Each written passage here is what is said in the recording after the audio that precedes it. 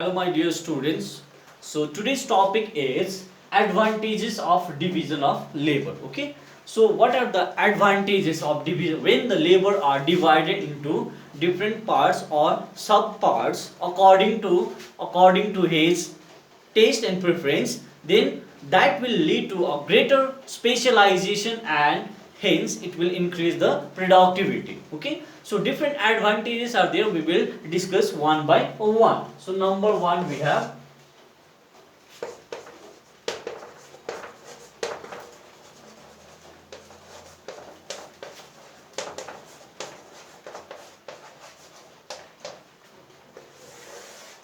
a right man at the right job. Okay, so when the workers are divided into number of parts or sub parts, each worker will be given the job according to his taste and preference. So according to his taste and preference means the job should be given to the different workers according to his knowledge, talent, skill. And if the job is provided according to his skill, knowledge, then obviously the productivity will increase. Okay, and that helps to specialize the workers in their particular field at the same time. Okay, at the same time it also leads to increase the production.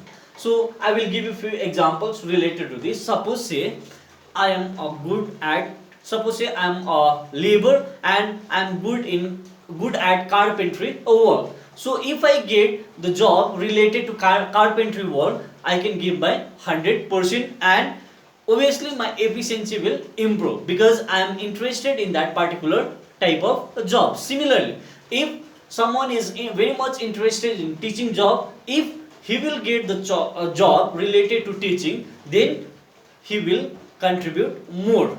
Okay, or his efficiency will increase. So that is called right man at right job. Means if I am suitable for that particular type of job, that responsibility should be given to me. If I am good at teaching, then teaching job should be given to me. If somebody will get that teaching job, he may not be able to explain in a better way. So that division of labor helps to specialization in the particular field. Now next point number 2, we have the second advantages. We have increase in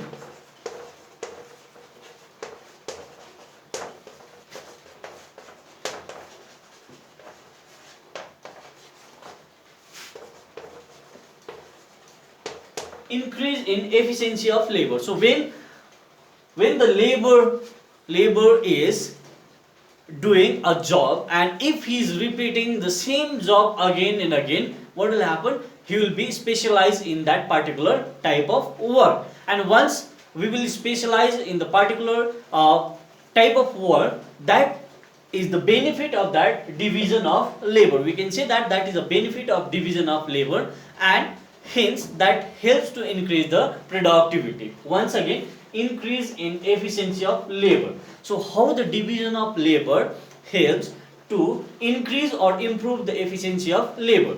So when the laborers are divided into different job and if the workers are repeating same job again and again, suppose say I am teaching in a school and if I am doing the same thing again and again, what will happen? My efficiency level will increase, and when the efficiency increases, hence it will increase the productivity. Okay, it may be any field, any type of job. If we are repeating same job again and again, we will become more efficient in that particular field. So that is the advantages of this division of labor. Now third point we have saving of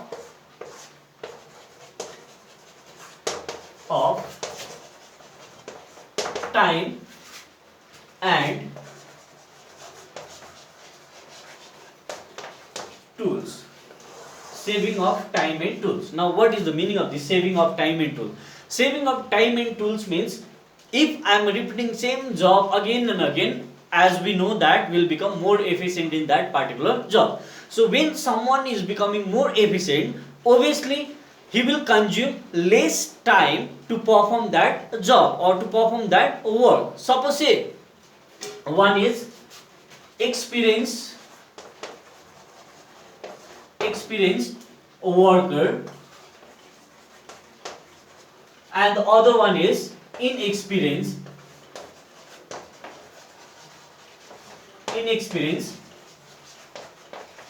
worker.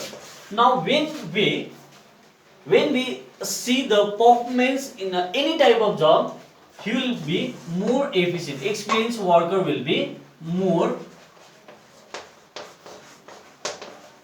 efficient because he is performing that same job, he is repeating that same job again and again, and because of that he has become more efficient, and that efficiency will reduce the time. Okay, that he will take less time to do that same work. Whereas when we are talking about this inexperienced worker, inexperienced worker means he is new in that particular job. So if someone is new in that particular job, he will take more time. Okay, he will take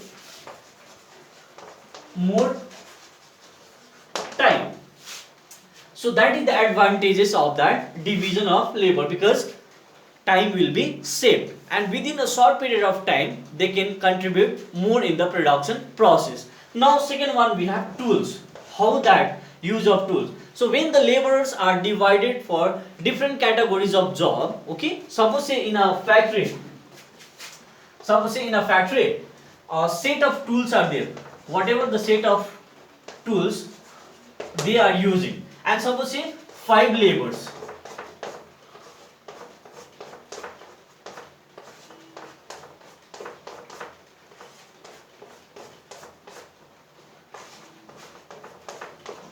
Suppose say 5 laborers are there.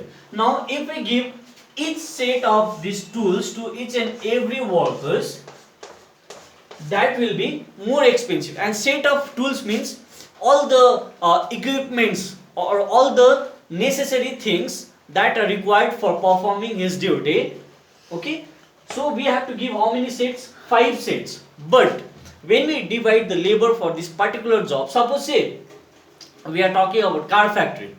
In car factory, suppose say 5 workers are there and different workers are doing different job. So if I give same set of tools to each and every one, it will be more expensive. But when I divide the workers for different work, suppose say I am suitable for fitting that wheels of a car, and someone is suitable for fitting the dynamo, someone is suitable for fitting the gearbox, if someone is suitable for fitting the window pans, if someone is suitable for fitting. So when we give different tools to the different workers, okay, one set of tool, with the help of one set of tool, 5 laborers can be engaged.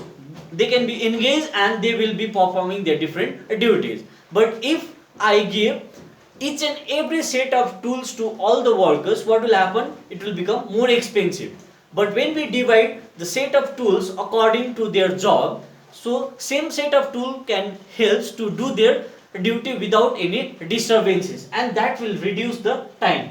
Okay, that will reduce the time, as well as that will save the money of any factory or company. So that is the advantages of division of labor, saving of time and tools. With the help of less tools we can do more.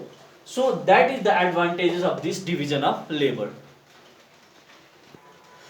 Now next advantages of division of labor, we have invention. So when we are repeating same job again and again, there are the possibilities of invention. Okay, possibilities of invention under division of labor. Now possibilities of invention means, what I'll do that I will try to simplify the process. Okay, when I'm repeating same job again and again, what I'll do, I will try to think myself to do the same thing in a easier way. So I will try to simplify the process of working. Okay, and once the process is simplified, it will be easier for me, that will be less time consuming, that will be less expensive, and it will increase the production. Okay, so that is the invention. So once we are repeating same job again and again, we will try to think how we can do the work in a simplified way or in a easier way. So that is the advantages of this division of labor.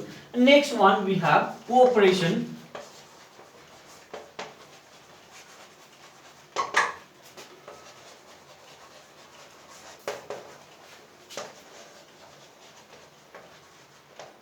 cooperation among the workers. So cooperation among the worker means, I will give you one example. As I said, in a car factory, suppose say different workers are there, 5 laborers are there, okay. First labor, second labor, third labor, fourth labor and fifth labor, okay. This is our labor, first labor. Now suppose if first labor is doing the job of fitting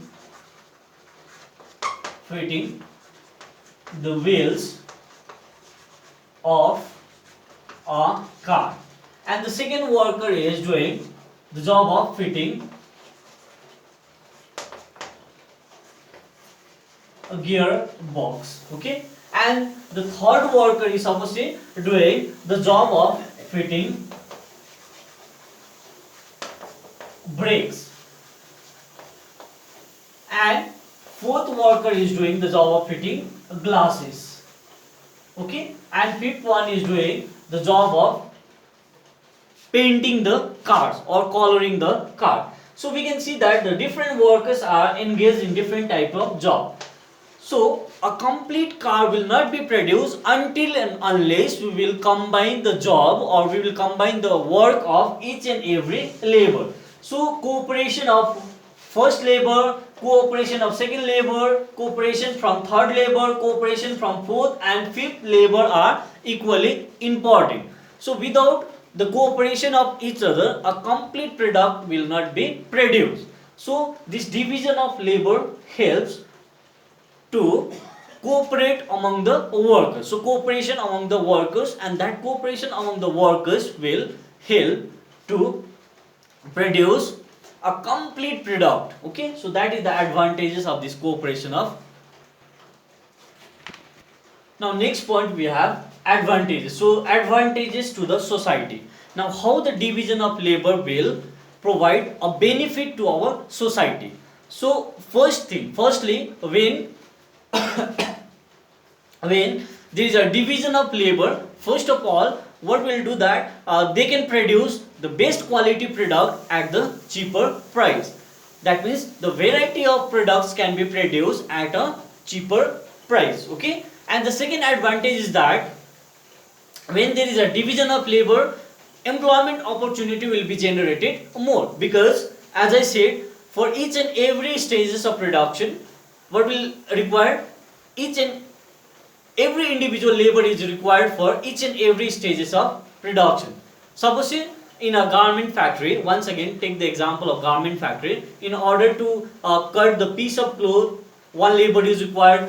In order to take the measurement, one worker is required. In order to stitch the cloth, one labor is required. In order to fit the buttons, one labor is required. In order to press or in order to iron the clothes or piece of clothes, one labor is required. So for each and every stages of production, what is required, different laborers are required. So because of this garment factory, at least for one complete product, 5 laborers are required. So that is the advantages to the society, means employment opportunity will be created more. At the same time, due to division of labor, cheaper quality of products, the product will be getting at the cheaper price, okay. Best quality product will be getting at the cheaper price, or we can say that the variety of products will be available in the market at a cheaper price because of that division of labor.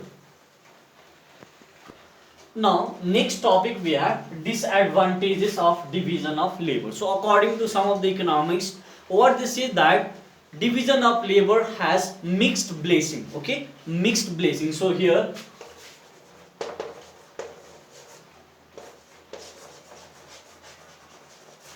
mixed blessing. So what is that mixed blessing? Mixed blessing is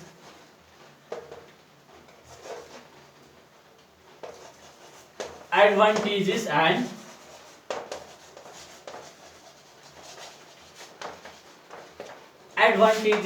disadvantages. That's why it is called mixed blessing. So advantages we have already done. Now we are going to start this disadvantages. So due to that division of labor, what we can say that it has an adverse impact on the workers as well as on the society as a whole. So we will discuss the different disadvantages. Okay, now we will start different disadvantages of division of labor. So number one, we have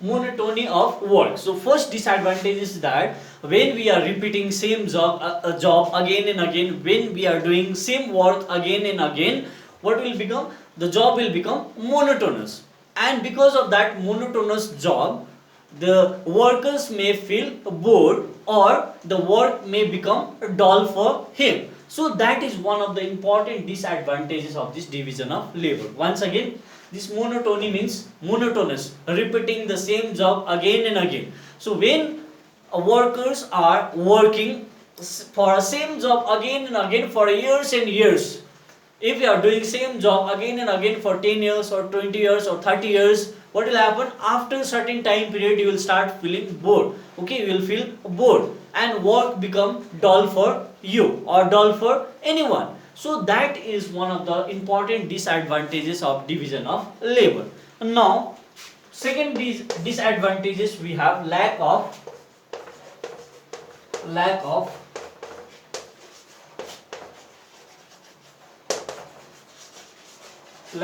responsibility. Now this lack of responsibility means, as we know that in the case of this complex division of labor, at each and every stages of production, different workers are involved. As I said, we can take any example. We can take the example of car factory, or we can take the example of garment factory. So when someone is out of, suppose say 5 workers are working there, out of 5, if anyone is spoiling the work, then we cannot blame that particular person, because that complete work is done by combining the effort of 5 workers or 5 laborers. Suppose say, let's take a car factory. First labor, second labor, third labor, fourth labor, and fifth labor. Okay. Now this first labor is involved in one work, second labor is involved in another work, third labor is involved in another type of job, fourth one is involved in next job, fifth. So each and every individual has different responsibility. Now if any one of them spoil his work, or if any one of these 5 workers is neglecting his work, what will it become? The complete work becomes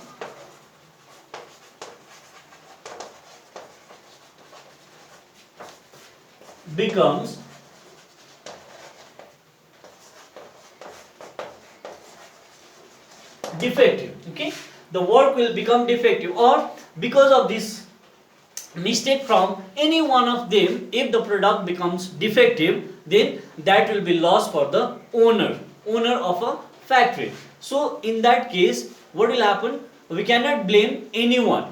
So no one will take the responsibility that I have spoiled my work, I have spoiled from my parts, I have spoiled from your part. So no one will be responsible in that case. That's why it is called, due to that division of labor, there is a lack of responsibility. I will switch over, or I will shift my burden to one worker. That worker may shift his burden to some other worker, and that third worker may shift his burden to some other worker. In this way, the responsibility will keep on shifting from one person to another person, and due to that, the owner of a car factory may incur huge loss.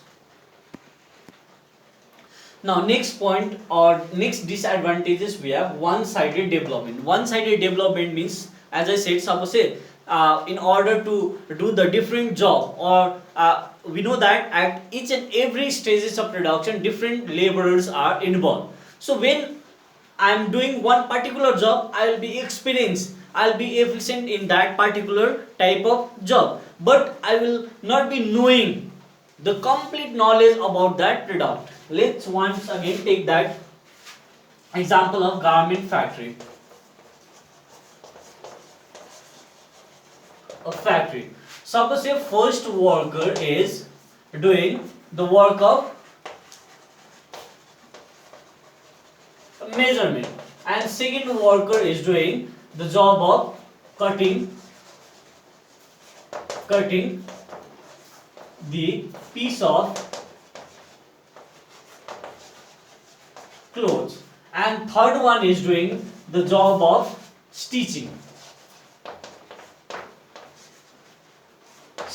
Okay, now if I am repeating the job of this measurement again and again, yes, I will become efficient in this particular job. But when I am asked to do the job of this cutting a piece of clothes, I will not be much efficient in this work, because I have given my time for only this measurement. So I do not have complete knowledge about that particular product. I do not have knowledge about the complete product or complete work. Okay, I know only half part of the work. So I am good in only this measurement. But if I am given the task of this cutting the piece of clothes, I may not be able to do that.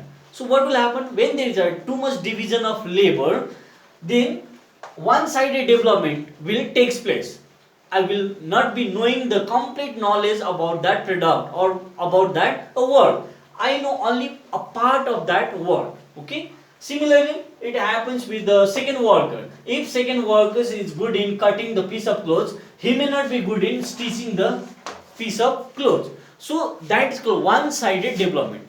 If I am good at one work, I may not be knowing the other parts. Similarly, I can give you one more example. In a car, in order to produce a complete car, suppose I have given the responsibility of fitting the wheels. So I know more about that fitting the wheels, but I may not be knowing anything about fitting that gearbox, brakes, or fitting of that window pans or whatever may be. So in that part I am lacking. That's why it is called one-sided development. Now next disadvantages of division of labor may be fear of overproduction. As we know that when the laborers are divided for each and every type of work, or divided for different parts of work, or subparts, divided into subparts, what will happen that first of all the production will take place in a large scale. Okay, when there is a division of labor, the production may take place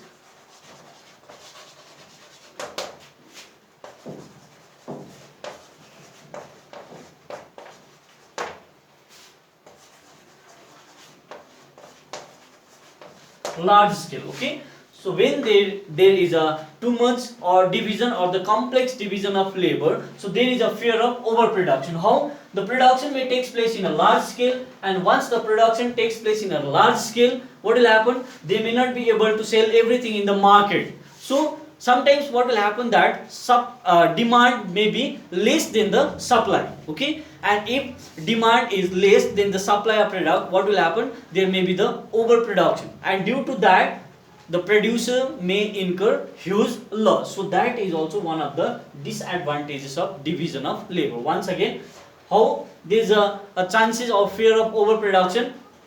Because of that division of labor, the production takes place in a large scale, and once the production takes place in a large scale, there is a fear of overproduction, because the demand may not be very high in the market to absorb the quantity whatever produced by the producers. So in that case, some of the products may remain unsold, and if it remains unsold means that will be huge loss for the producers.